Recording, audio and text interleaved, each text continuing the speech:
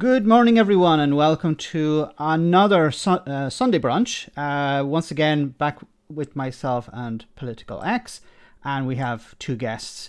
An old favourite, all shorts, and we have Professor Tim Wilson. Thanks so much, Tim, for coming on today. Tim, can you tell us a little bit about yourself and the channel, and then we're going to jump into a few topics and get your opinion on them. Oh my goodness, right. Well, I'm... Yeah, I could go on forever about me, but no, I was a professor in I think I still am theoretically a professor in a Russian university. I've been teaching for many years. I'm an animator. I was on I was going to say scurrilous little Channel 4 program, but I was on the wonderful Channel 4, which is now being threatened by the dreadful Nadine Dorries, and I was on a program called The Circle. Never about me. But something strange is happening there. Sorry, that was me. My bag. I'm bilocating into Marcus's sauna. Well, you know, it's a first, really, isn't it? You'll be whacking with birch twigs next. No. It's the bilocation that I'm focusing on here. But yeah, and I've been doing a bit of YouTube for many years. I started off by I thought people didn't know how to write a decent essay, so I made a YouTube video about that, and it seems to have gone down quite well. And so my YouTube channel is now called Professor Tim Wilson. I think it used to be called Zontal Films Limited, and I still have a little business making films. And so I've been working on a film for about 6 years now, which I hope will go in for some serious awards soon. It's about the music hall. So I have a range of interests, and I've got a bit of a political background as well. I was explaining to Alex a few minutes ago that I tried very hard to take down Nigel Farage. But please tell us that, because I think it's a wonderful story. Yeah. Well, there are many different versions of the story on Wikipedia. An excellent source. Well, yeah, but you know, there's even stuff about me on Wikipedia, and that's a little bit shocking, really. When you suddenly have you made it when you find yourself on Wikipedia? I don't know. Anyway, it's not quite correct. It seems to think I joined UKIP willingly, and then I apparently left. I joined UKIP because I was very concerned about Europe. And having lived in Europe for many years, I knew that it wasn't working properly. I didn't take the view that that getting out of Europe was the solution. I thought we should change Europe significantly and use our power to do so. But I was also worried about whether or not UKIP was a racist organization, and the only way to find that out, I felt, was to join it. So I joined it. I was very quickly asked if I would stand as a councillor, which is very flattering. And then I was very quickly asked if I would stand against Andrea Leadsom, which was a delight. Because, well, we'd run up against each other over student visas, and she then sent me off to Theresa May, who was probably even worse. And so I found myself sort of venturing into international politics. And at the same time, I made contact with people across the country, and one of them then called me and said that he'd been attacked by a UKIP MEP, a man called David Coburn, and the story was extraordinary. David Coburn was being interviewed on the radio. He was there first, and the radio presenter said, "So do you know where your where your friend Humza Yusuf is?" And he says, "Humza Yusuf, or as I would call him, Abu Hamza."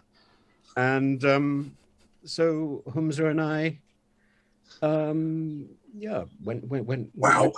went public. And I thought this was an extraordinary, you know, it was a casual form of racism, but to accept casual racism is to be racist. Yep. And this is something that Farage didn't agree with. He came out and said, "Well, it's just a joke." But that really is the point. And you can't make a joke out of something that causes major offense. And you can't make a joke out of somebody's name. Just because it doesn't seem like a sort of name that you would commonly use.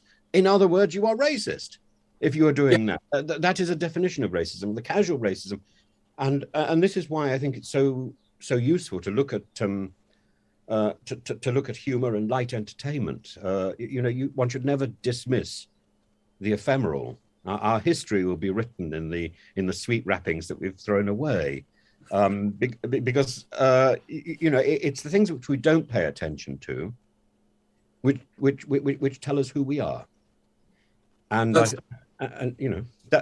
so that's the issue. So I resigned. I made a fuss, and Farage says, "Right, just throwing the baby out with the bathwater, and throwing his toys out of the cot."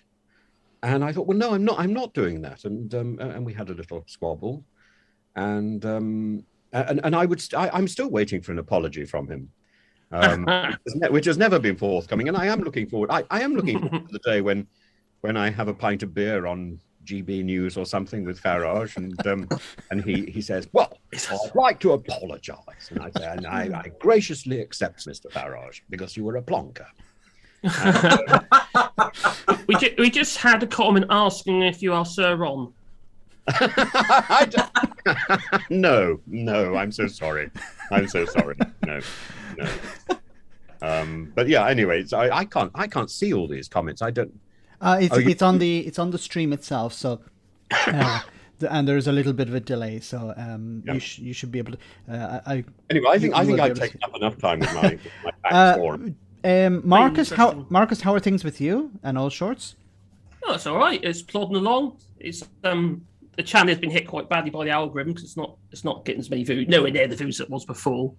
But I'll keep plodding on with it. Hopefully that'll take turn.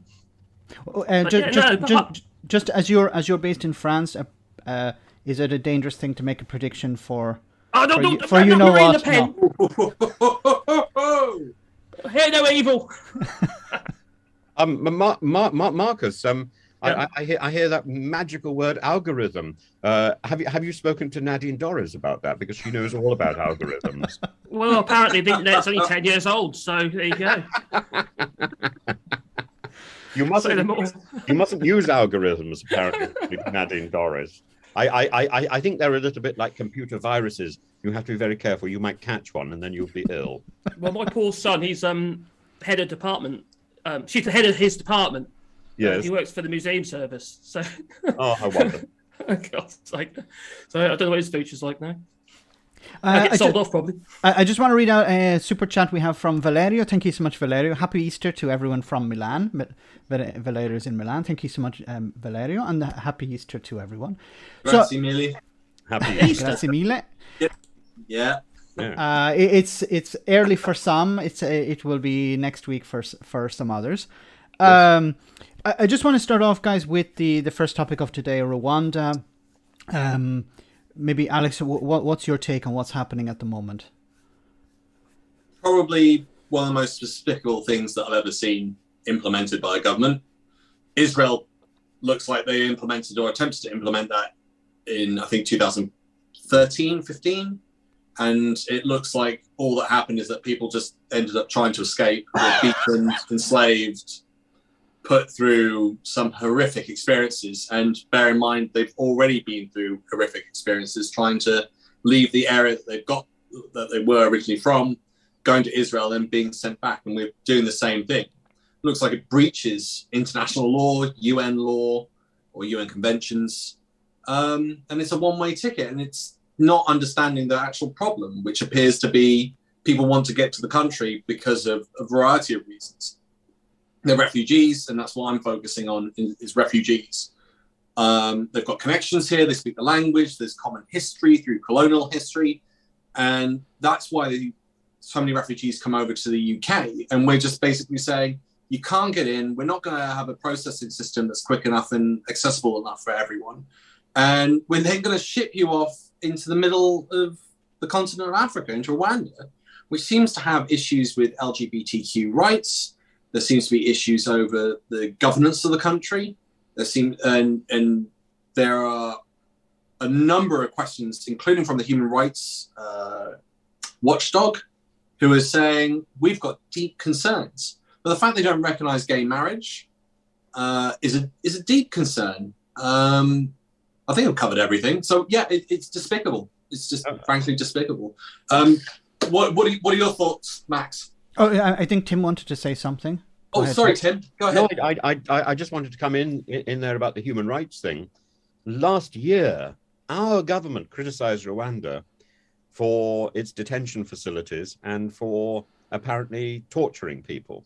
So our government was criticizing Rwanda for its actions about custody, and now it's giving custody to Rwanda.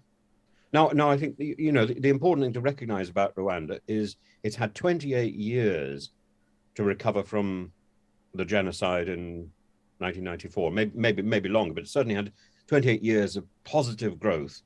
It's got a female majority parliament. It's big on entrepreneur ism, and it's got some positive development. But you're quite right. The LGBTQ plus issue, it's not illegal, but there is clear discrimination and prejudice in practice. So if let's say one of these under 40-year-old men is claiming asylum because of LGBTQ plus issues, how does that work in practice? I really don't understand. And the plan that Boris has put forward is that people are then going to live in Rwanda and settle in Rwanda, which needs more workers. Yeah. So that in one sense is a good idea. But at what point do we stop paying the £20,000 to £30,000? I presume that's per year. I mean, that's basically the cost of private school. Yep. So we're giving all of these what Priti Patel is describing as illegal migrants. We're giving them a private education. We're paying for effectively what could be private education. I don't know what language we're actually then expecting them to be speaking. Presumably they're going to go to Rwanda with a smattering of English. But the big issue, I think, is Boris is saying specifically that this is going to attack smuggling gangs and the sort of pernicious smuggling. If he's so keen on attacking and preventing smuggling, I don't understand why he's attacking the victims of smuggling. And I don't understand how that's the issue. Now, Priti Patel, who Priti Patel is saying that what is Priti Patel doing? Actually, I really don't want to think about what Priti Patel is doing. The less she does, the better. But actually, she couldn't do much less. So Priti Patel has had this idea in mind for some time. So it was already in gestation during the Afghan crisis. It's been brought into full form in Parliament just after the Ukraine crisis has kicked off. She couldn't do the Afghan crisis, presumably because she didn't have the resources in the Home Office to properly deal with the Afghan crisis. She doesn't have the resources in the Home Office to properly deal with the Uganda refugee crisis. Why? Because she's busy forcing all these people in the Home Office by what's called ministerial direction, which is only the second time in 30 years that it's been used. That's basically she's steamrolling a plan, even though let's say that it's not a good idea, not cost effective. And I would say, here we've got an instance where why is the Uganda system for housing refugees not working? Because our civil servants in the Home Office have been distracted and are busy developing this Rwanda project. Sorry, I think you mean Ukrainian. Yes. Sorry, Ukrainian. I mean Ukrainian. So why is Ukraine not working? Why didn't we get the Afghan refugee system not to work properly? Because Priti Patel has managed to make sure that the Home Office is completely distracted with her pet project, which is pernicious. There's a lot of P's in that. Priti Patel's pet pernicious project. Well, I would like to say, though, it's quite nice to think that Priti Patel's has reached, has been met with her own opposition within Whitehall. But equally, it's a bit of a coincidence that she decided to fly off to Rwanda, to Partygate, and all of a sudden it gets announced. It's like it's been rushed through all of a sudden. Yeah. Let's get the last fine details together, and then just that's it. We've got to present it, and that'll be that distraction, that latest dead cat. But then you've also got the humanitarian issue. This regarding the refugees that are already in the UK who are very concerned that they're going to be sent to Uganda. They don't want to go back to Africa, for instance. And I don't know if anyone read the Guardian article about how some of them are considering suicide if they get sent back. Yeah. It's going to be one of those things. If you're trying to put off the smugglers, you've got to be spreading it around with the smugglers. You're attacking the victims of smuggling, but the smugglers are either going to deny it and they're still going to ship them across because they're going to want that money. And they've made so much so far.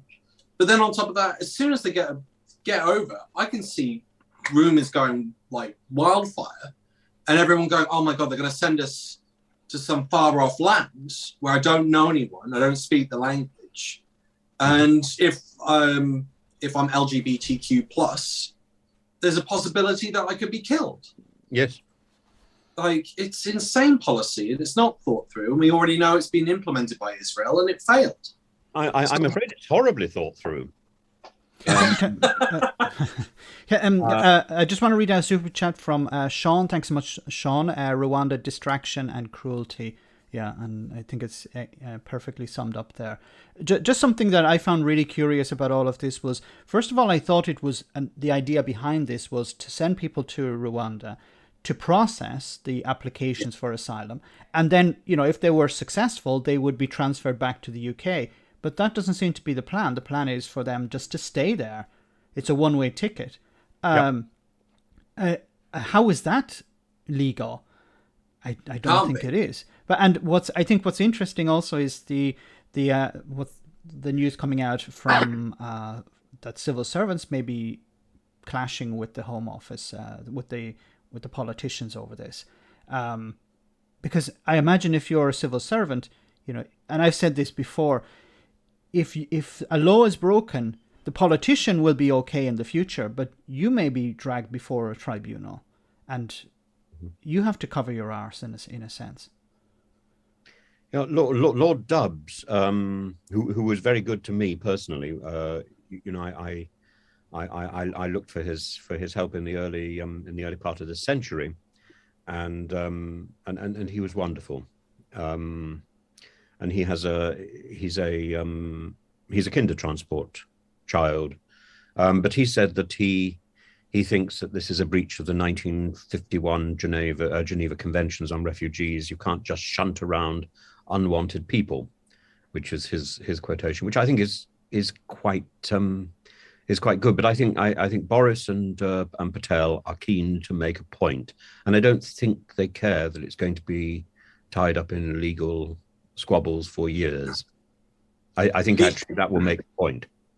The Nazis had a similar policy. They attempted a similar policy at the beginning of, a couple of years before the beginning of World War II in Europe, which was to deport the Jewish populations within Germany to Madagascar. And I believe it failed. But it's interesting that, again, it's what we're deporting. We're deporting people that are seeking refuge and have gone through hell. But we're not calling it deporting. But it's funny because this seems to be copying a lot of Nazi policies, because there's a number of MPs going on about autarky at the moment as well, wanting to be self-sufficient in Britain and don't need to import anything. It's like the policies. I mean, you said they're incredibly evilly thought through.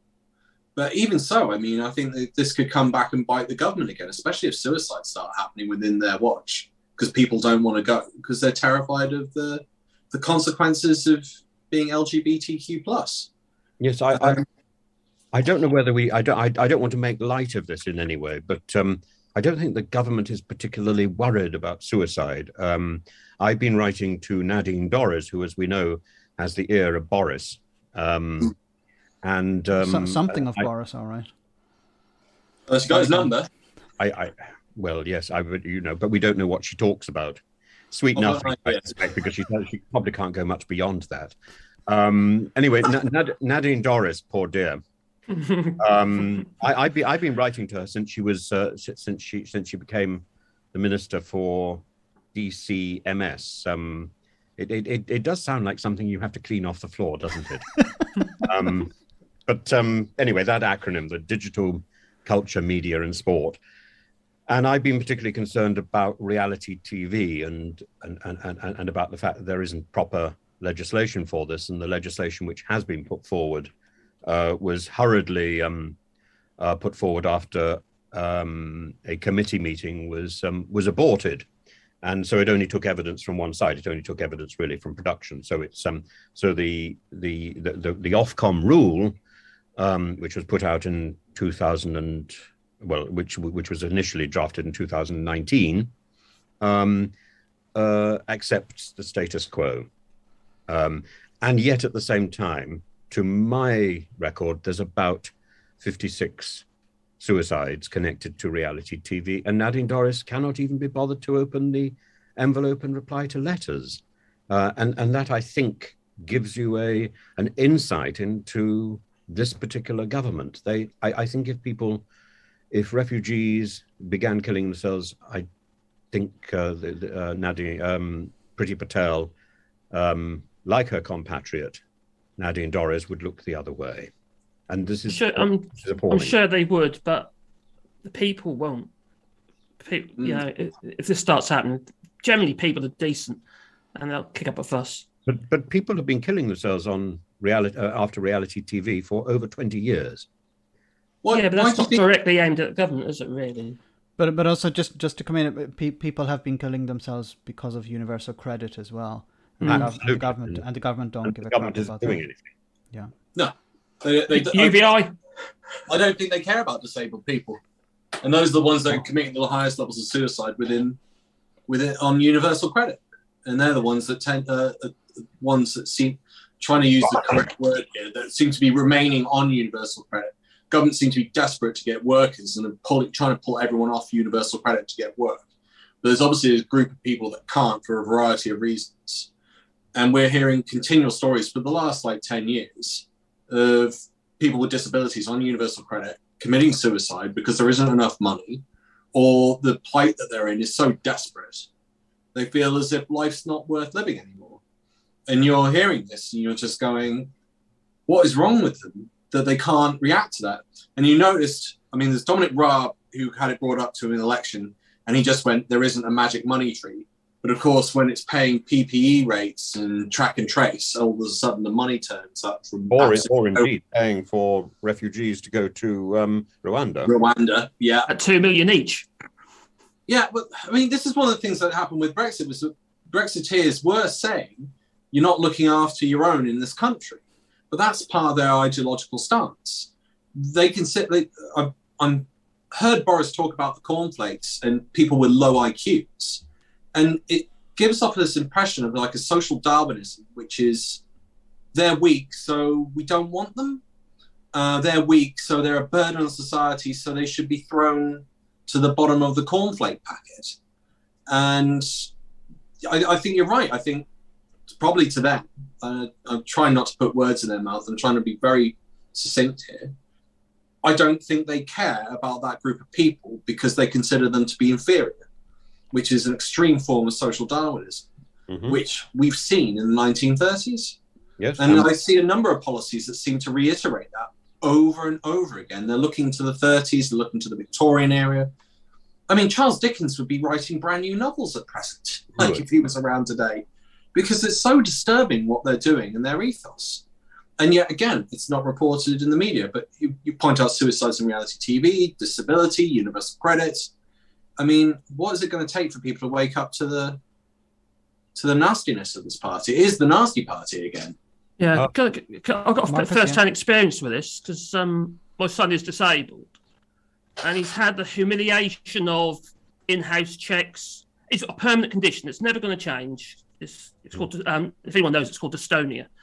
And yes, there's a period, it's bad now, but there's a period of time under these Tories where every year you have to have these in-house checks. They come and check whether, and it was just so humiliating for him because he can't walk. So they're literally trying to get him out of his flipping chair, and it's for him as an individual. He's got 2 degrees. He's not a fool, and he wants to work, but he just can't. And even if he did want to do some work, the system doesn't allow it. You're either disabled or you're not. And there's no middle ground. So if you want to do a couple of days a week work, online or whatever it might be, which he's more than capable of doing, he can't do it. Because the system doesn't work. It's just broken. It's not just broken, it just never was designed or in a way that allows somebody like Matthew, my son, to be able to, improve the quality of his own life by himself, not just obviously via PIPS payments, which isn't a lot when you've got to pay your rent and all other stuff as well. That's not. I'm sorry to hear that. It's fine because it's always been like that, it seems. And you put into this box, instead of this box being of different sizes and shapes and what have you, it's like everyone's got the same condition. Everyone's got the same disability, but no, he hasn't. His condition's not the same as somebody else's, effectively. So it's industrialized. It's putting industrial techniques to social issues. It's the same with education. So Professor Wilson and I had spoken about this, about the education system.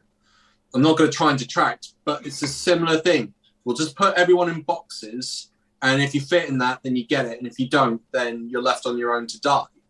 I mean, I'm being extreme in language, but this is exactly what's happening. Well, that's the reality of it. Yeah. My mum had MS. She was wheelchair bound from when I was about 6, 7, and there was no help. My dad had to raise us on his own and look after my mum, who was wheelchair bound. He managed to get a bit of social services help. But I mean, a lot of the stuff that he needed help with, they just refused to do. So you ended up just going, well, might as well do it on my own. And he's now there's an element of him that I feel calcified and hardened like stone, being like, no one helped me, so is there an element that I need to help others? And he still does.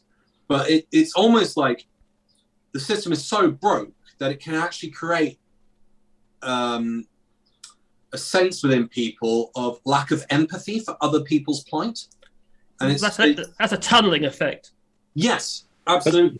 But the irony no one helped me, so why do you need help? I did it on my own, so why do you need help? And it's like, wow, the system is so broken that it can actually create a funneling effect on certain people to the point where they lose the ability to have empathy towards others. And that's not, I'll be very careful here because he does a lot of charity work. He helps a lot of people when they need it.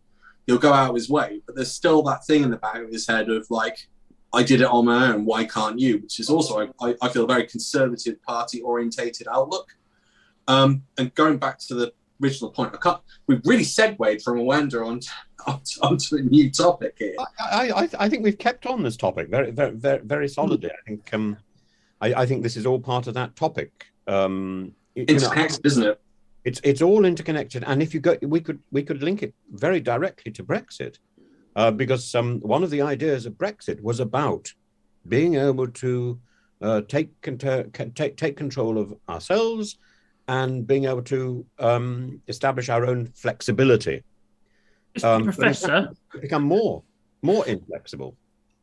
Tim, I just brought up an article from, you mentioned Lord Dobbs. Yes. Lord Dobbs, sorry.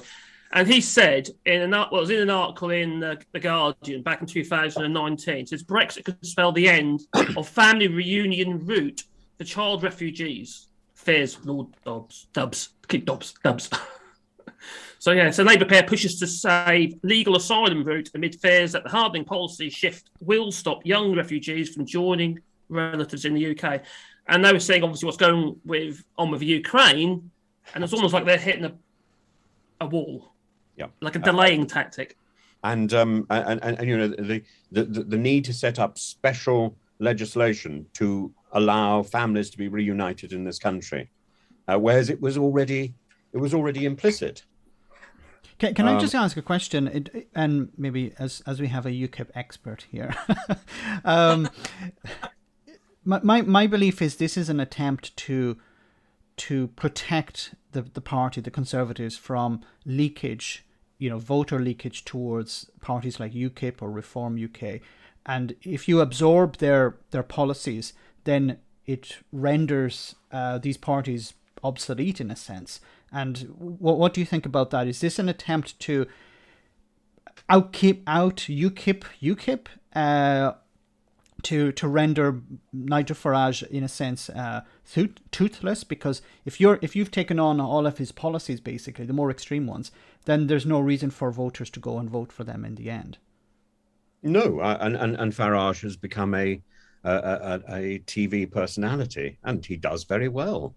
I think he's recognised that it's the end of his political career, and great. Anne Widdecombe has probably come to the same conclusion about her political career. I must point out, when I was in the circle, I don't wish to cheapen this story, but in the circle we had these 8 cameras following us 24 hours a day, and there were points where you suddenly feel you have to go to the loo. And in order to go to the loo, the cameras had to be turned round and manipulated, and the sound had to be switched off, depending on what one was going to do in the loo. So whether it was going to be a quick camera move, or a quick suppression of sound, or whether it was going to be a long process. And so they wanted sort of medical details about one's function. And I thought, there's no way I'm going to produce that. So I found a political solution. I indicated that I was off for a Farage, or occasionally it was a little Widdecombe, or sometimes it would emerge afterwards, and it was simply a lot of May, which was hot air. Did you just say Anne Widdecombe? I did, yes. Anne Widdecombe. Saucy man, you. Saucy man, indeed. And after I'd been on this show, there was in fact some talk about me doing a sort of blind date. And of course, nothing is quite a blind date in television land. A blind date with Anne Widdecombe, and I was terribly looking forward to that. But it never happened, sadly. Maybe she cried off. Maybe as long as you haven't got to do the lift. Well, I hasten to add, Marcus, I've never watched reality TV, and so I never, although I know about Anne Widdecombe on Strictly Come Dancing, I never saw it. So it's all in my. I was going to say it's all in my. Fantasy, I do like to keep my fantasy relatively clean. Oh no one puts Babe in the corner. Anyway, no, I can't. No, it was about the fact that maybe the UKIP policies are being adopted by the Conservative Party. I think UKIP has been the UKIP sort of the hard right has become the mainstream of the current Conservative Party. It is not a party I recognise anymore. I would have seen myself as a sort of even in Mrs. Thatcher's day, I would have seen myself as a bit of a wet. I was a Norman St. John Stevens prototype, really. I mean, he was the person who invented the committee system, which I greatly approve of. But yeah, so I don't think it's any attempt to try and keep out UKIP. UKIP is dead. I think it's an attempt to pander to the worst instincts of the Conservative elite, and but not only them. Did you know it's extraordinary? 21% of Lib Dems approved of this Rwanda policy when they were shocking years ago. 15% of Labour approved. I mean, you would expect 0% of these people to approve, but no, it's not zero. So, and there are people in the Conservative Party. Andrew Mitchell, I think, is one of them. Who disapproves and has been vocal about it. There aren't many. I think there will be more as time goes on and as people realise that this policy is pernicious. This policy it's immoral. And I think you're right to talk about the Nazi origins of lots of this. I mean, I don't want to be cheap, but if Putin is busy looking around the place for countries to denazify, I think we should be very worried. Mr. Putin is a dreadful man. He's already made inroads. We know that much. He's made very, very big inroads into the UK governmental system in business sector, and I mean it's quite well established. So he already has done that, although it seems to have Nazified it even more than gotten rid of it. Yes, I would like to see. Ultimately, I mean, just to move into a slightly different topic. Ultimately, the end of the Ukraine crisis is going to have to involve our restoring Russia. So it's not only two countries that Mr. Putin is busy destroying. It's not only one country that Mr. Putin is busy destroying. He's destroying his own as well. And that will need to be revived. And our relations with Russia, with ordinary Russians, are going to have to be improved and given a serious tonic. That's going to be very difficult. It's going to be very hard because we're going to be going against the mood of the public in many ways. But we have to reestablish. We have to reestablish our relationships. We have to recognize that the majority of Russia is not supporting Mr. Putin. If you look at those things that get onto YouTube channels and get onto TV channels where people are asking questions in the street, what is taboo? And the Russians will sort of giggle and say, gay marriage and talking about other nations, and they get very evasive. Russia is not behind this war, and even rich Russian so-called oligarchs are not behind this war. But nobody is going to stand up to Mr. Putin because Putin has isolated himself, and he's in a he's got a very, very small coterie of thugs. That's also fair. Well, while you're talking a really, very serious topic, what does get noticed in the chat is that we've all got beards and we've all got hats except Alex. So Alex needs a hat. I thought I'd just point that out. It's quite important. I think you're absolutely right. I mean, he did offer to wear a baseball cap, which might. Oh, there we are. It's a beanie. Well, we've all gone for something very different. We have. Fedora. I want Tim's hat. I do. Oh, my hat is from Israel. I've got another one from Georgia, which I'm very proud of. I'm gonna have to get myself one of them. Yeah, well, cool. Wonderful. And Max has a pirate hat. We've all gone for something slightly different, albeit all with beards. I have clipped mine. I don't know where the beard came from in my case. It's just always been there. Like it's a good look. Do you ever get asked to play Santa? I played Santa. I played Santa in Greece once. And all these Greek children came up to me and asked for presents, and I thought I was very good, and I heard one of them running off back to her mother and saying, "Mummy, why does Santa have such a strange accent?" And she very wisely said, "Well, because he's from the North Pole." I thought it was very clever. You sound like a perfect Santa. He's a pro. He's a pro. I just want to read out his super chat from the Frickle Punny. It says, not everything bad, of course, is because of Brexit. Much of it is, of course... not everything bad is because of Brexit. Much of it is, of course. However, the other things going wrong are made considerably worse by Brexit. It brought us the Tory party. Yes. That as well. Maybe this is not a very good question, but is it easier to de-Putinize Russia than it is to de-Brexitize Britain? That's a question. Wow. That's throwing the cats among the pigeons. Is that an evasive response, Alex? Yep. That's thinking time. Marcus. I'm now taking on the role of I'm now taking on Max's role. Marcus, what do you think? I'm not hoping they'll. We're stuck with him. Well, I could come up with a solution just to plug this gap. But I think it's going to take a long time to get rid of Mr. Putin, first of all, and I think it might take much longer to. I don't think we can. He isn't. Well, he's 70 odd, isn't he? So he might be a bit of a weight. 69. Well, even 69. Even if he dies, you know, act of God, it's not going to change very much because there isn't a natural successor. And the same thing, there isn't a natural successor to Brexit or Boris, because we've gone beyond that point.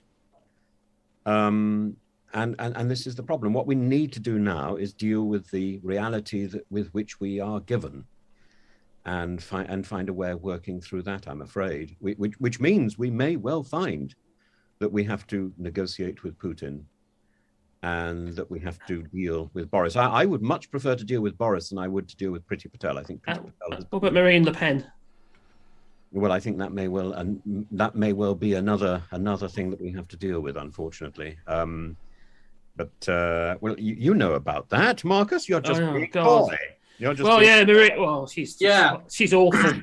She wants to build stronger alliances with the UK, yet she also wants to have an alliance with Russia.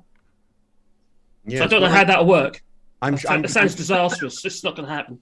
Don't you think if you half look at Marine Le Pen and you half look at Nadine Dorries, they're almost interchangeable? I don't know. I'm just hoping that she falls flat on her face again in the debate. Is that Nadine Dorries? No, well, I hope she falls flat on her face as well. But then Marine Le Pen. Well, we hope so, but I don't give a lot of I worry about these debates because you prepare for them and you make sure you are perfect. You get an anomaly. Yeah, but also Le Pen can go on the offensive while Macron has to go on the defensive, and it's more difficult to defend. The status quo. Macron is very good in public. Yes, very good. In a debate, Macron will be spectacular. He can be. He schooled Boris just on body language. It was very interesting when they met, because every time Boris would be like punching his fist, Macron would like double punch, or it was fabulous. You were just watching Boris, and then if you want to see when Boris goes back into his child form, so I've studied a bit of body language in the past. If you want to see when he goes into his body sort of childhood schoolboy form, he'll put his hands in his pockets, and if he's trying to hide his body language, he'll try and act like Prince Charles and put his hands behind his back in order to not show off what he's actually thinking. So he's obviously been trained and well versed in body language. But Macron did that to him. He absolutely schooled him. And you could see Boris he hasn't got his, for me anyway, I would say, and this is part of the reason why he lies so much and so used to it, he's never really got his core confidence sorted. No. And that probably relates to childhood and from what we can tell his dad and what his dad was getting up to with all sorts, not all shorts. And, how do you know? Is there something about to tell us? What the fact that he also like to put his slippers, his feet in this case, on the Elise table, little coffee table in Elise. Huh? It's summer when you're getting all shorts showing a bit of leg. it's hot out there, I'll tell you. Yeah. So going back to the original point, though, I think there's an element of Stalin history here. When Stalin died, didn't know what to do. He'd taken so much power for so long that even his death, they were terrified of going in and trying to discover the body without permission to enter the room. So I think there's an element of that. I think there's an element of not having learned from, again, World War I. So World War II, we learned, if we make them poor and make them suffer, and there should be some punishment, but if we make them poor and suffer, extremists pop out. Mm-hmm. It's the same with Russia. America won the Cold War, and Russia's economy tanked. And it tanked for so long, extremists started popping up. And I said it before, the story of Putin is very similar to Adolf Hitler. Both couldn't deal with the loss and they went into politics to rectify what had happened in the past. Putin, by the looks of it, seems to be wanting to rectify and reignite the Russian Empire, whatever format that might be, whether it's Soviet Union or the days of the Tsar. Adolf Hitler wanted to reignite the German Empire, wanted them to have overseas territories and be powerful and control the whole of Europe, all because they couldn't handle a loss of a war. And part of the reason they were able to do that, and I think part of the reason for Brexit, is poverty. If you keep having a system that is allowing people to continue poverty, it's very easy to come up with the solution of it's the foreigners. And I think that's what's happened with Brexit. I think the poverty in Britain was created by the government and austerity and quantitative easing. And I think with Russia, the corruption came in because the government collapsed. And, no different with Germany. Part of the reason Hitler got in was because the economy collapsed. It does. It's history repeating, and you're absolutely right, Tim. We are going to have to go in, and we are going to have to try and rebuild the help in some level with trading with Russia to help their economy grow, so you don't get crazies coming into power. Same with Ukraine. It worries me that we again obsessing with thinking that economics is our solution.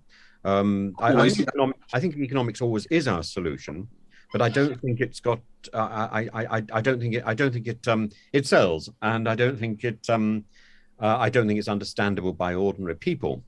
So if you look at the thing we've got at the moment, it's economics, which is apparently our solution to the Russian problem. Economics, which was presented as our solution to the Brexit problem, which is, of course, one reason why a very good reason why the Remain party lost the Brexit debate, because you can't make economics into an attractive emotional concept. And there was an attractive emotional concept there, which was we went to help Europe twice in the last century, and we should be helping Europe again. That wasn't presented until the debate was over. Yeah. And in the same way, I'm not completely convinced that sanctions are the way forward. Sanctions hurt ordinary people.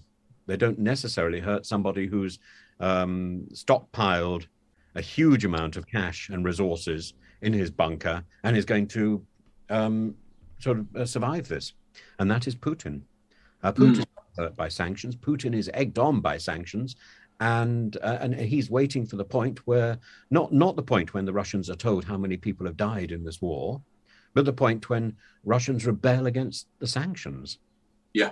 Because in shops, it was already tough a few years ago when I was in Moscow, when I went into the shops to try and find a piece of cheddar cheese or a bottle of Ribena, Russian Ribena, in fact, incidentally, is really disgusting. There is a drink called Ribena, which is presumably what Ribena was based on, and it's utterly, utterly foul and purple. But finding cheddar cheese, I eventually had to ask a shop assistant for some boring cheese, and then I got what I was looking for. Boring. So if you want cheddar cheese in Russia, you ask for boring cheese. But it must have got so much worse. Probably there's no cheese at all now. But it was bad enough in shops in Russia 2 or 3 years ago. Does anyone see? Just on the issue of economics, we're facing a cost of living crisis. Does anyone see that being a catalyst to drive people away from the Conservative Party? Because some of the polling is pointing to a shift to Labour, but I don't know if that's going to be enough. I would say it depends on how desperate the situation gets. I think it's just going to continue to get worse. I don't see how. I think we'll eventually go into stagflation maybe in about 3 to 5 years, and it'll go back to what it was in the 1970s. Well, are we already in stagflation because we've had zero growth? But we haven't got mass unemployment yet. In fact, we've got. But that's not stagnation, is it?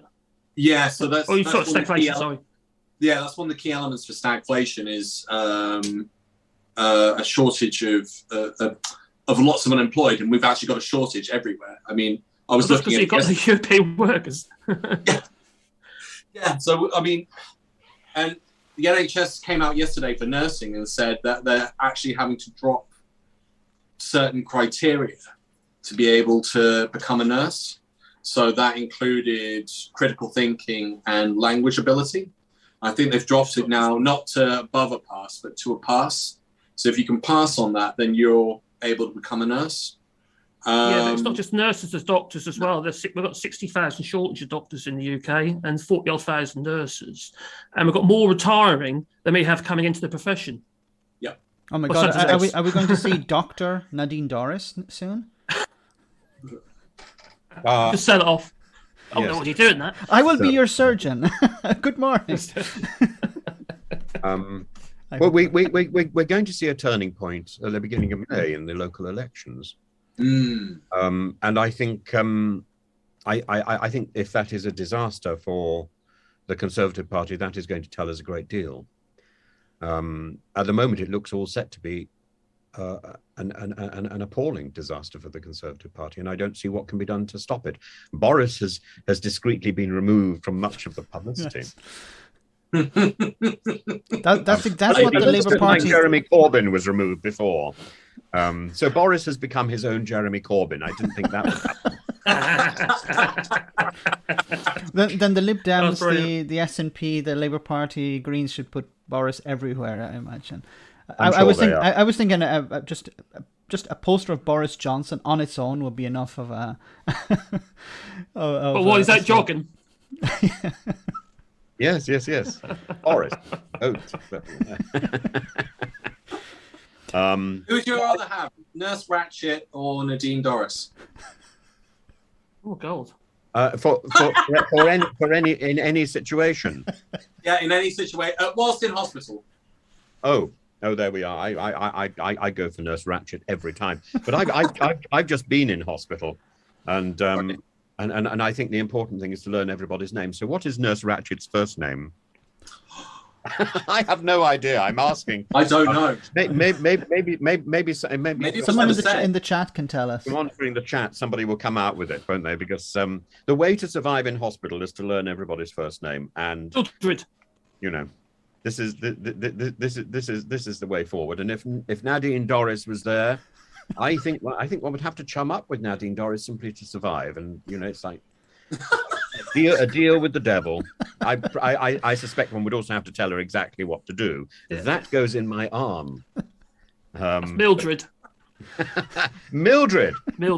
Yeah. Mildred Dorris. No, sorry. Mildred Ratched. Mildred Ratched. Mildred. There you are. If you learned her name, you'll probably get decent service. Nadine, I thought that I'd get somewhere by learning Nadine Dorris's first name, but that hasn't really got me anywhere. It doesn't get me much beyond the postage stamp. Lick and go.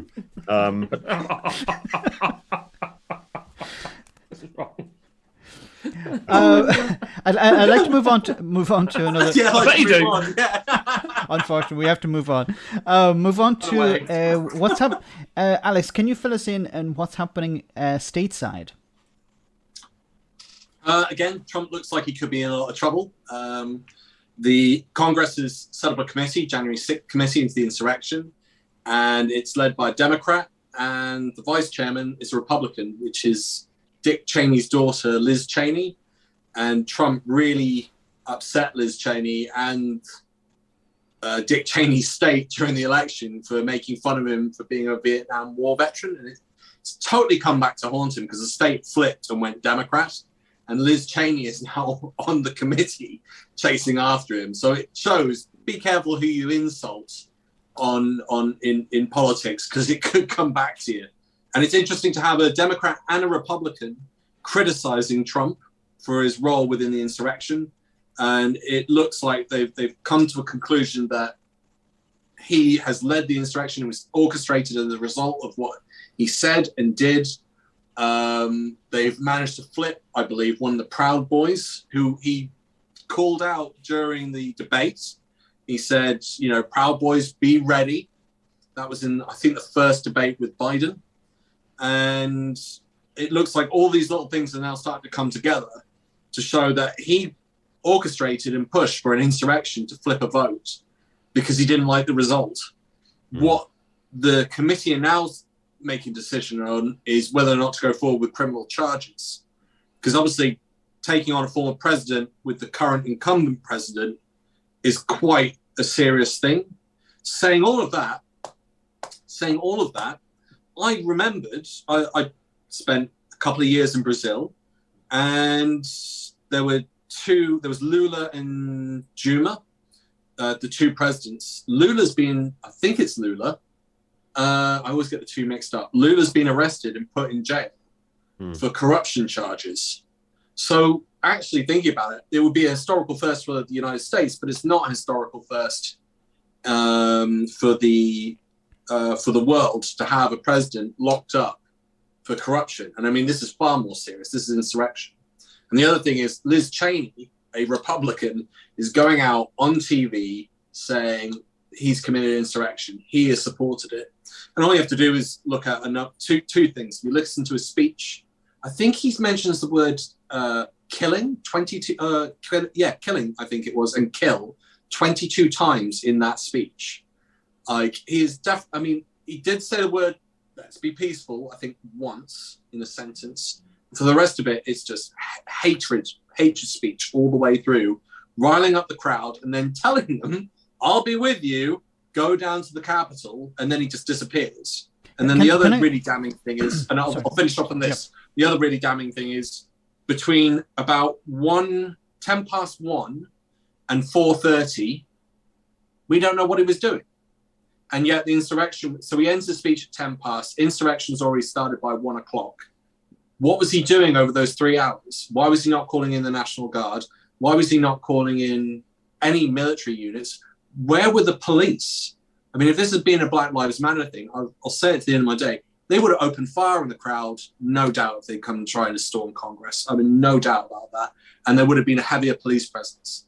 So there's a lot of questions to be answered over all of this. And I don't understand why some of those actions didn't take place when you've got a mob that is literally trying to rush in and attack and kill Congress people. Sorry, Max, what do you want to say? No. I just want to ask a question. Is this going to help or hinder the Republicans in the midterms? So in November this year there are the midterm elections. Normally the House switches. It's not always the case, but usually after a couple of years, after a number of sessions.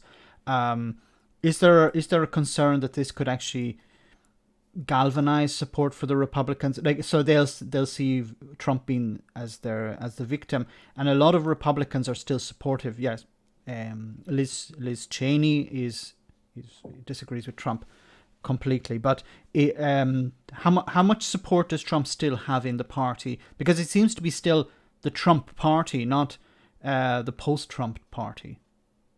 But I haven't been following things, so I don't know.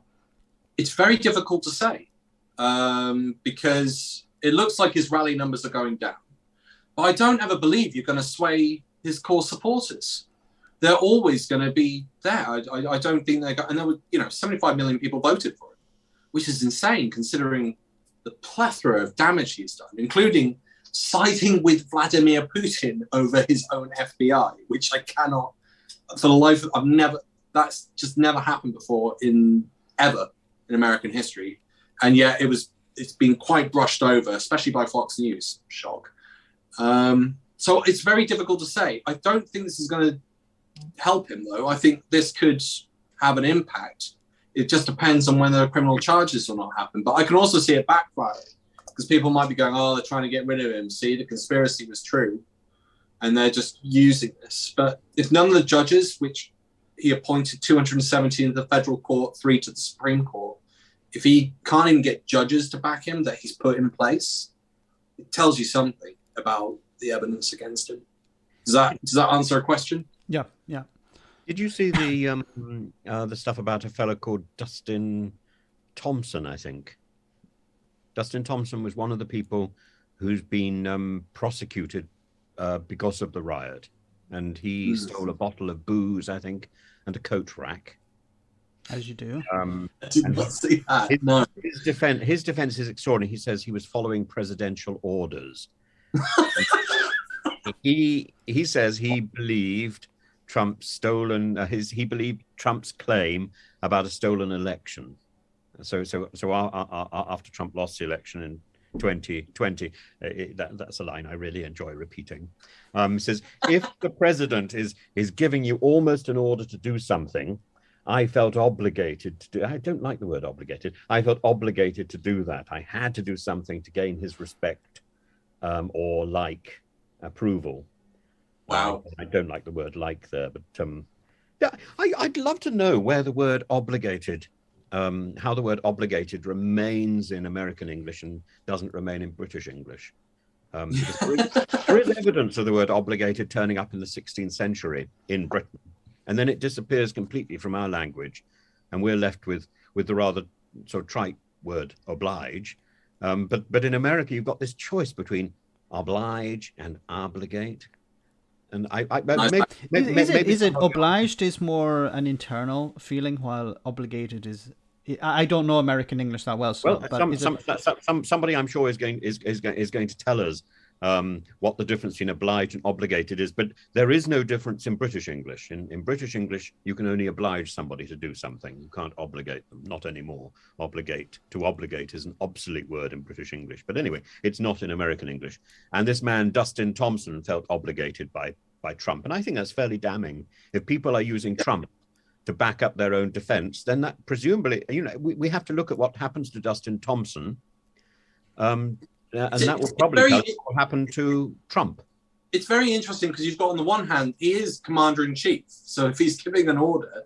Well, he was. Then you've got the other side, which is obviously, I think, set as a precedent by the Nuremberg trials. You have the right to question. If you follow orders without thinking and without objecting if you think they're wrong, then you're culpable. So there's this really weird grey area when, if the president's saying that everything's being corrupted and your election's being stolen, why would the president lie? It's the president of the United States. I follow my leader and, bow to him in his order to steal wine from Congress. And a coat stand. And a coat rack, absolutely. Coat rack. We have just another few minutes. I just like to cover if any predictions. So we did talk a little bit about it, but a prediction for the May elections just around the corner. All Shorts, do you want to say something, and then we'll go around the table? Oh God, now you're asking. Or maybe you're more interested in another election at the moment. Well, maybe I'm a bit more interested in Marine Le Pen at the moment, but regarding UK elections, obviously Lib Dems they seem to be coming to the forefront again, and also Labour's winning some, so that's obviously great. But I don't have much hope, to be honest. I really don't. It seems too enthused in people. These Conservatives, I think they're going to obviously lose some, but I think they're going to still hold on to their own. I think the true telling will be in 2024, especially if we do like a winter poll. I don't know if I can comment on that really too much. Tim, it's too depressing. Yes. Tim, do you want to say something about that? Well, I fought a number of council elections. And I think this one is going to be a disaster for the Conservatives. I cannot see how they can pull this one off, and I would be surprised if they manage to retain retain control of the councils that are borderline at the moment. So I think you could see upwards of 15 councils across the UK changing control, probably in early May. I think you could see, I don't think you're likely to see a landslide to Labour. I think the more likely thing is you're going to see Lib Dems taking quite a sizable chunk, and you're going to see a lot of Conservatives simply not voting. Yeah. And other than that, I don't know where this leaves us for the next election. I think Boris might actually cling on, even if this election went really badly, it would be not enough, and that were carried out in 2024 in the same way. It would not be enough to see Keir Starmer take over all control of Parliament. He would have to do a deal with the SNP or something. Unless, of course, Olga Skabayeva's confirmation on Russian news the other day that we are now in World War III is realized, in which case, who knows what can happen. In which case, I think, all the people who are saying, well, we shouldn't change the leadership of the Conservative Party at the moment because you don't do that in the middle of a crisis. Well, twice, didn't we? We did it at the beginning of the Second World War. But there isn't a person who is naturally poised to take over from Boris at the moment, because he's made absolutely certain, a little bit like Mr. Putin, that there are no rivals. So the only people he's got gathered around the cabinet table are useless. We've got a foreign secretary who doesn't know her geography, doesn't know where Rostov-on-Don is. I did a little song about that. And we've got Nadine Dorries, who can't really string a sentence together coherently. She's in charge of culture. We've got Priti Patel, who has a popularity rating into the negative that is astronomically bad. And then we've got people like in the background who've got ministerial office, who've gone back to the backbenchers, like Matt Hancock, who we remember his photo opportunity with Gina Coladangelo. We've got Dominic Raab, who just enjoys sunning himself on Crete when there's a crisis in Afghanistan. We've got Mr. Gove, who admits that he took cocaine. He may be one of the people who left traces around 11 places. Toilet seats in Whitehall. I don't see Mr. Gove as someone sniffing toilet seats, but there we are. I don't know. Nice for him. MPs would do that. But this is reality. There isn't a credible successor to Boris, and I've been saying for a long time now, Boris needs to clean his house, and Boris needs to use the power that he's got in the fading days of his premiership to appoint people from the backbenches, so some of them might have the charisma and the talent to take over from him. And at the same time, I think Mr. Starmer is not yet in a position to lead a government. So when one looks over to the Labour benches, I don't see a credible government in waiting. I see a leader of the opposition who is gradually beginning to get into his stride, and Keir Starmer is an impressive man. But who is he surrounded by? Can anybody name members of the opposition cabinet? I can't. Angela Rayner is normally one that always pops up as a name that most people can name. I assume in part because of the scum comments that she made about the Tory party. Which is honest. Yeah, yeah, they're just got lovely hair, aren't they? I found something from the 25th of January 2021 that said, "Don't mingle. You're gonna destroy. If you do that, there's £800 fine. It's from government. It's back. It's got Boris on there as a tweet, and it's like you've got to protect the NHS and how it's going on. It's a load of fluff. It didn't matter. It's just mind-boggling. Have you seen the lovely letter from Josephine? No. She was an 8-year-old girl, I think, and she wrote to Boris, explained how she wasn't having her birthday party because she was following the rules, and Boris wrote a handwritten note back to her. A lovely letter saying how wonderful she was and how everybody should follow her example. Yeah. We could add further dots there, but I don't suppose we should. The hypocrisy. Alex, do you have any predictions for the May elections? I think it's going to be a hammering. I think that now. I mean, it's interesting because last week I wasn't so sure. Now I am, and we've got more fines apparently. This one was meant to be the iffiest one, which seems to be floating around in the media about whether or not Boris would get fined, and the rest are more certainties. Then you got the Sue Gray. 50 quid. 50 flipping quid. Doesn't matter how much. I know, I realise that, but it should reflect your income. It should be a percentage of your income. The fine system in the UK is ridiculous. But Boris has so many wives to look after. They said they didn't. I can't find any. Has anyone found out? I mean, again, if anyone can find this out in the chat, that'd be great. Did anyone find out how much is it Kerry? Yeah, Kerry Johnson got fined because she organised it. I think she could have been paid 800. She 10 grand then. Could have been. What, But no one said anything. I can't find anything. I think there's a case to say that Boris really wasn't responsible because it was a surprise birthday party. He wasn't expecting to be in that crowd, was he? Mm. It was all Carrie's doing, Cash and Carrie.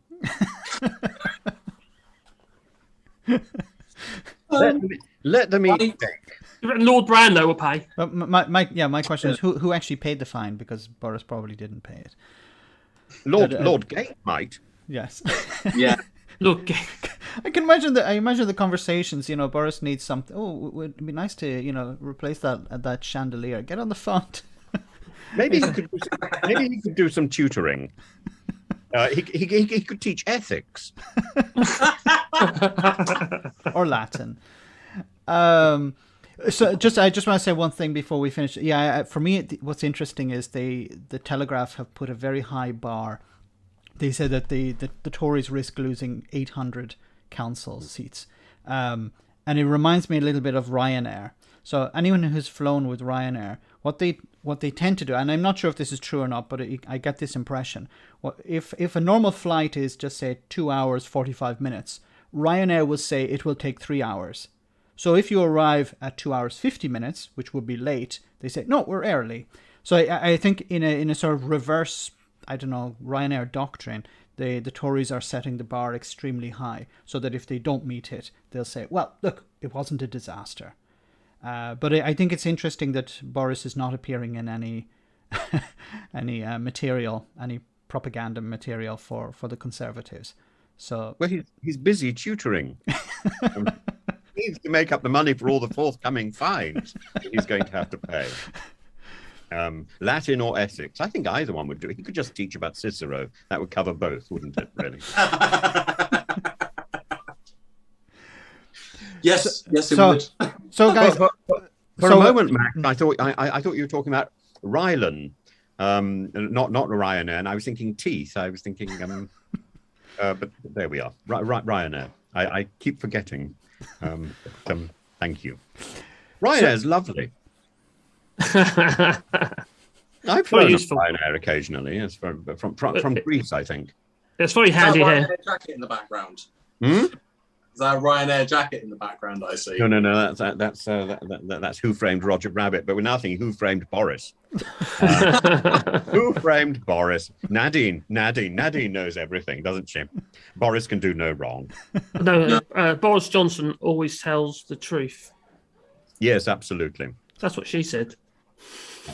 And she would only stop voting for him if he kicked a dog. Wow, is that actually a quote from her? Yep. Oh, blimey! Yep. Wow. Let's not go to that. Let's not test that theory. So I want to say we have a final super chat from Conservator. Love the stream. Happy Easter all. Happy Easter to everyone here. Happy Easter to everybody. And we're going to finish for today. I want to say massive thank you to All Shorts and our special guest, Professor Tim. Be great to have you back again, Tim, if you're willing to. Oh, I'd love to. I have to find another Sunday when I'm not so tied up with stuff, but I'd be delighted. Fantastic. It's been an absolute joy. Thank Is you. that with Priti Patel? Is that with Priti Patel? Oh, Priti Patel. Priti Patel or Anne Widdecombe. I just your dominatrix. I think I don't know what it is, but you're in your cell. Dungeon. Well, yes, when I visit the UK, I'm definitely going to use the expression "I'm going for an Anne Widdecombe" if I need to use that. Absolutely, I think this should. I think this should become. Well, I think you have to be careful because I mean, if you're not going to visit the UK by thoroughly legal means, you will probably be risking a serious Farage, Farage of fright. I did do a meme actually with Max as Anne Widdecombe. Oh, that would. I'll have to find that up again. I think we need that needs to do the rounds. So everyone it could be called meme incontinence, couldn't it? Oh, that's it. So I've posted. Do check out both Tim and Allshort's channels, or they're in the description of the video. And we'll see you all next week with some new guests. Thanks again to my co-host Alex from Political X, and everyone have a great Sunday, and see you next time. Thank you, Max. Bye, everyone. Take care. Bye-bye. Happy Easter. Thanks all. Okay, and it's shutting down. So, that's.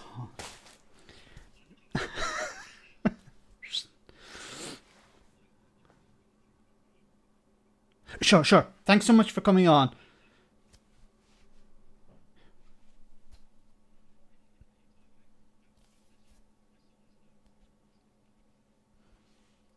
But don't worry, if we can get you on later on in the future, that'd be great. Yeah, if you just click end, you can go. Thanks a lot. Bye.